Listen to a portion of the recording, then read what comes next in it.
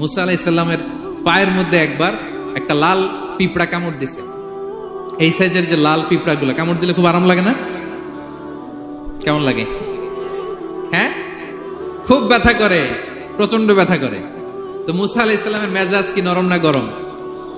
খুব তাড়াতাড়ি রেগে যেতেন। এক এক নবীর এক এক অ্যাট্রিবিউটস ছিল, হ্যাঁ, এক এক বৈশিষ্ট্য ছিল। উনি অনেক রেগে যেতেন। উনি থাপ্পড় মেরে একবার ফেরাউনের বাবুর্চিকে দুনিয়া থেকে শেষ, এক থাপ্পড়, এত শক্তি। সেই বুখারীতে এসেছে মালাকুল মাউতকে মারছিলেন একটা। ওই যে ছোটবেলা থেকে মারার অভ্যাস, ছোটবেলায় কার গালে দিছিল জানে না বোধহয়? ফেরাউন। অন্যায় দেখলেই ছোটবেলায় ফেরাউনের গালে দিছে একটা, বড় হয়ে ফেরাউনের বাবুর্চির একটা, এরপরে মালাকুল মাউতকেও একটা। এর কারণ মালাকুল মাউত আবার মালাকুল মাউতের মতো আসেনি, মানুষের আকৃতিতে এসেছিল। তো পারমিশন না নিয়ে ঢুকছে। উনি ভাবছে এমনি মানুষ, কিরে পারমিশন নিলি না কেন? তো মুসা আলাইহিস সালামের পায়ের মধ্যে লাল পোকা, লাল পিঁপড়া কামড় দিছে, প্রচন্ড ব্যথা পাইতেছে আর ডলতেছে আর রেগে গেছে। রেগে তাকায় দেখে এদিকে লাল পিঁপড়ার বাসা, যে পা দিয়ে ডোলে সবগুলোরে মেরে ফেলছে। তো ঘটনাটা ছিল মুসা আলাইহিস সালাম আল্লাহকে জিজ্ঞেস করছিলেন, এই ঘটনাটা আল্লাহ কেন ঘটাইছেন? আল্লাহকে জিজ্ঞেস করছিলেন, আল্লাহ আযাব যখন কোন এলাকায় পাঠান তখন তো শুধু জালিমরাই মরে না, ভালো লোকগুলাও তো মারা যায়। তো এই আযাবে ভালো লোকগুলা কেন মরে? আল্লাহ উত্তর দেয় না, এই ঘটনা ঘটাই দিচ্ছে। পিঁপড়া যখন কামড় দিছে রেগে সবগুলোর মেরে ফেলছে। আল্লাহ বলে, মুসা কামড় দিছিল কয়টা? কয় আল্লাহ একটা। তো ওগুলোর মারলা কেন? অ্যাকশনে যখন যায় এত কিছু দেখে অ্যাকশন নেওয়া যায় না।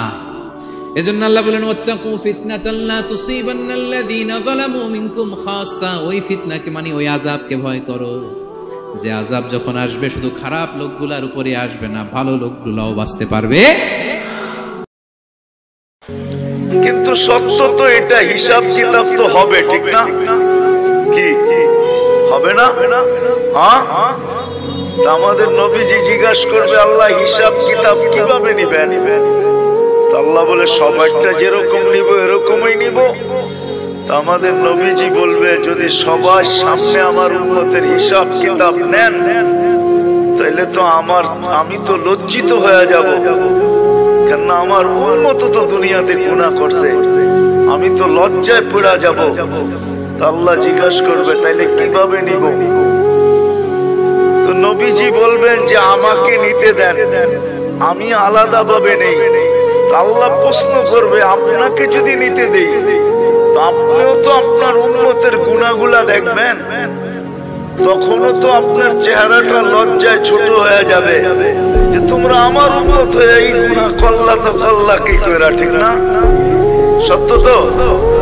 আল্লাহ জবাব দিবে, বন্ধু ওয়াদা আপনার চেহারা আমি লজ্জিত করব না, বিদায় আপনার উম্মতের হিসাব কিতাব নিব আমি বটে, কারো সামনে না, আপনার সামনেও না, আমি পর্দার ভিতরে নিয়ে নিব, আপনাকেও জানতে দিব না, কাউকে জানতে দিব না।